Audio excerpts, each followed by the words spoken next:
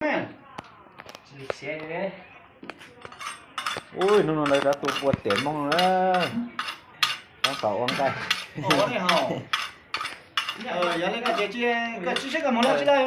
Giờ món lo thì ư món nhiều à. Nó mà nhắc kỳ số đấy. Chứ có vấn nói về. chỉ con rầy Có anh nó chỉ có khu anh nhá, tại vì món lo nó chỉ một chỉ là chỉ nhân này nhân đầu thì mà món đó là. Mà tại nhá chứ. Bây giờ他们得有质量给他没吃呀，吃有哈，等有那个没叫好。Bây giờ ví dụ đi,我有啊，有点有质量给的。đi thôi. Oh, bây giờ.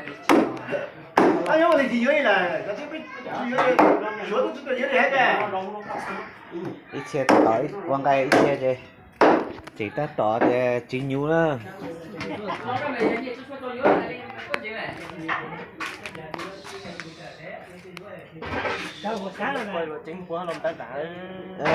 Nhất cho buổi sáng, đã sửa hơn.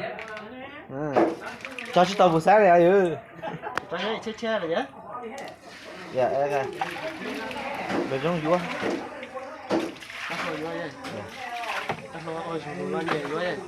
Dạ, lo nhiệt say thôi.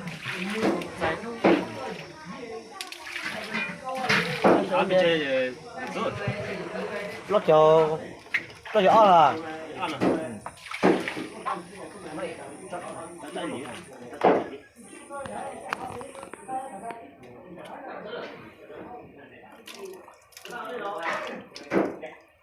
Ô, lo cho ăn nhưng mà nhiều cho nhiều vô rồi mà là tiêu lo. Dạ.